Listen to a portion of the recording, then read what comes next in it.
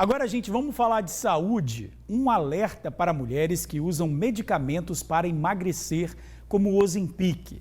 As canetas emagrecedoras podem diminuir a eficácia de pílulas anticoncepcionais.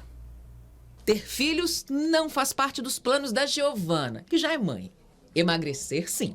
Há 6 dias, ela começou o tratamento com as canetas emagrecedoras. É o impacto, porque nós mulheres estamos focadas em emagrecer, né? E não procura o que esse remédio pode causar com o ciclo, com os hormônios do nosso corpo. Então foi um impacto bem grande. Ainda mais eu que já sou mãe e não pretendo ter mais filhos. A preocupação é com relatos que se tornam cada vez mais frequentes. Mulheres que engravidaram durante o tratamento com as injeções para emagrecer, mesmo usando pílula anticoncepcional via oral. O alerta mais recente veio neste mês, da Agência Reguladora de Medicamentos do Reino Unido.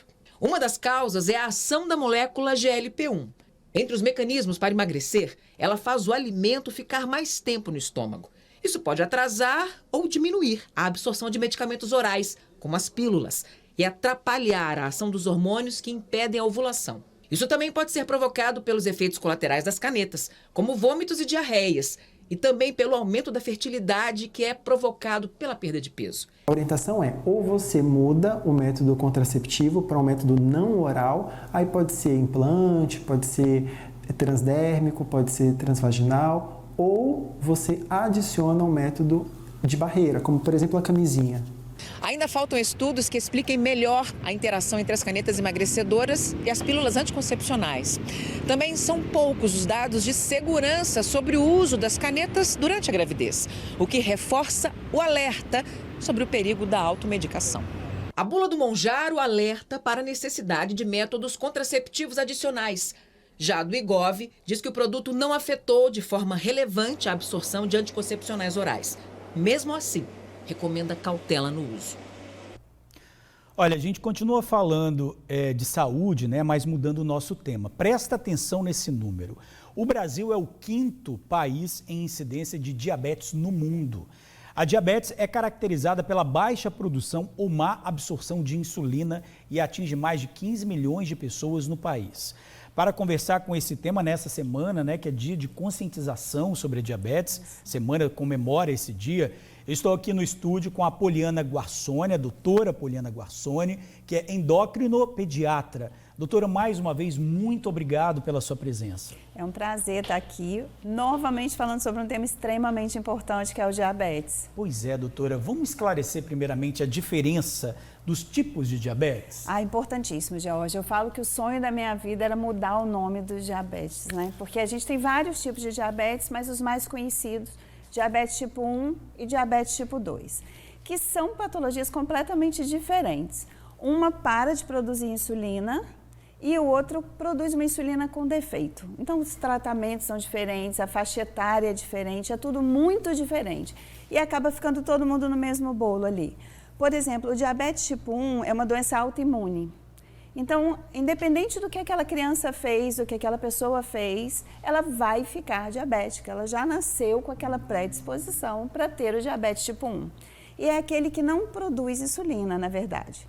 O diabetes tipo 2 não, já é aquele mais comum no adulto sedentário, o adulto que come mal, que tem uma herança ali familiar. Então, é muito diferente um tipo de diabetes para o outro. Agora, quais são os sinais e os sintomas? Eles são iguais do 1 e do 2? Não, muito diferente, muito diferente. O diabetes tipo 1, ele é bem mais rápido. Então, quando a criança para de produzir a insulina, né, ela rapidamente começa a aparecer sintomas que são muito importantes. É perda de peso, come muito, bebe muita água e começa a urinar muito. Então, aquela criança, de repente, começa a mudar, mas é coisa muito rápida, coisa de 15 dias, essa criança pode ser levada até para a UTI. É muito rápida, a doença ocorre muito rápido, por isso que é tão importante o diagnóstico precoce. E o diabetes tipo 2, que é esse mais no adulto, mais conhecido no adulto, já é diferente. Normalmente, ele quase não apresenta sintoma. E por isso que a gente tem aí aproximadamente 30% a 40% dos pacientes diabéticos que não sabem que são diabéticos. E muitos acabam recebendo, quando vão ao médico, um diagnóstico assim, você está pré-diabético, né? Mas que não toma nenhuma consciência continua comendo doce, continua tendo uma vida desregrada. O que isso pode ocasionar, doutora? Pré-diabético já é diabético? Não, ainda não é diabetes. É um momento ali que você começa a ter uma resistência insulínica, você começa a ter uma predisposição a ficar diabético, que ainda dá para a gente voltar atrás. Então, se essa pessoa começa a se alimentar bem, fazer atividade física, fazer uso de medicamentos regulares, a chance dessa pessoa não se tornar diabética é grande. Mas como é assintomático, essa pessoa não sente nada e está ali com aquele distúrbio metabólico, normalmente larga para lá, não muda o hábito de vida, e aí quando descobre, já descobre nas complicações do diabetes. Agora, sem querer assustar, mas já assustando nossos amigos e amigas do TN em casa, que não estão se cuidando, é silencioso, né? Em alguns casos. Agora, o que pode causar esse não tratamento, hein? Pois é, o perigo do diabetes no adulto, né, o diabetes tipo 2, é exatamente isso. Ele dificilmente vai fazer com que esse paciente seja internado por causa da descompensação da glicose. A glicose está alta, ele vai ser internado? Não, ele não sente nada. Então, ele fica ali durante muito tempo da vida com essa glicose alta. Essa glicose alta vai causar o maior causador de cegueira no adulto, isso. Então, pode dar cegueira, pode dar amputação de membro, ou então insuficiência renal, esse paciente vai ser levado para diálise e a vida fica extremamente limitada, né? Nossa, chega a cortar algumas partes do corpo, não é? Corta. Por que isso acontece? Isso, a glicose é uma molécula grande. Então, quando ela vai passar ali naqueles capilares pequenininhos, ela começa a destruir esses capilares e os nervos. Então, o paciente começa a ficar com a circulação sanguínea ruim naquele lugar, com a sensibilidade ruim. Então, um machucadinho pequeno, que é o pé diabético, pode causar até uma amputação posterior. Tem cura diabetes, doutora? Não, o diabetes não tem cura. O diabetes tem tratamento.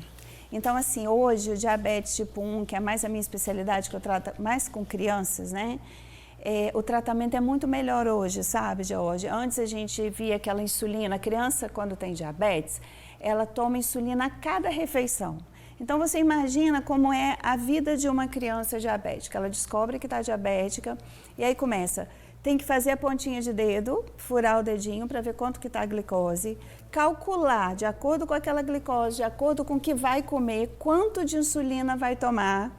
E às vezes não dá tão certo, né? Porque a glicose não é só o que come, tem também a parte emocional, tem doença, tudo influencia no metabolismo da glicose. Então, muda muito a vida da criança. Então, hoje a gente tem tratamento, essa criança tem condições de ter uma vida plena, uma vida adulta produtiva e não ter as complicações do diabetes, mas a cura ainda não existe. Doutora, é proporcional à vontade de comer doce para o índice de diabetes que você tem, por exemplo? Quem tem diabetes tem muito mais vontade de comer doce do que quem não tem? Não, ou isso é um mito? Não, isso é mito, isso é mito. E assim, é importante a gente falar que o diabético tipo 1, né, que é o diabético da criança, ele pode comer doce. Tem essa lenda, né, em cima do doce, porque não é só o doce, é tudo. Às vezes a pessoa tá, igual você falou, tô pré-diabética, eu vou parar de comer doce. Ótimo, porque o doce realmente não tem benefício para nada. Mas não é só isso, não é só o doce. Se alimentar mal de uma forma geral pode causar esse diabetes. Então, assim, não tem muita relação com doce, na verdade. A alimentação da gestante influencia no desenvolvimento da criança ali, para desenvolvimento de diabetes ou não? Sim, quando essa mãe tem diabetes gestacional, que a gente fala durante a gestação, teve aumento da glicemia e fez um diabetes gestacional, essa criança tem uma chance aumentada de ter obesidade e diabetes tipo 2. E essa mãe também, é importante a gente lembrar que essa mãe tem que se cuidar, porque ela vai ter uma chance aumentada de ter diabetes tipo 2 depois dessa gestação. Agora, doutora, para a gente finalizar a nossa entrevista, né, que recomendação a senhora dá para os amigos e amigas do TN que estão assistindo a gente agora e que falou, opa, será que eu estou com diabetes? Isso, importante, olha só. É um exame super simples, existem várias campanhas que são feitas, é uma pontinha de dedo, a gente vai ali, mede a glicose. está alta, não negue, procure ajuda médica, procure mudar os hábitos de vida, procure o tratamento mais precoce possível, para que não haja as complicações do diabetes. Ok, doutora Poliana Guarsoni, sempre lúcida, esclarecendo aqui de forma simples sobre esse tema tão importante. Muito obrigado, doutora. Verdade. A senhora gostaria de deixar a sua rede social para quem quiser seguir? Isso, é Poliana Guarsoni. E eu queria deixar um recado. Eu gostaria muito que a gente começasse a enxergar o diabetes de uma forma mais empática, né? Que com menos julgamento, mais acolhimento, principalmente essas crianças, que não tenha muito preconceito, que a gente consiga acolher de uma forma melhor, porque é uma condição clínica que essa criança não tem culpa. E os pacientes diabéticos adultos, que se cuidem melhor para a gente evitar essas complicações. Perfeito, doutora. Muito obrigado. Obrigada. Tá? Ótima sexta para a senhora. Igualmente, obrigada.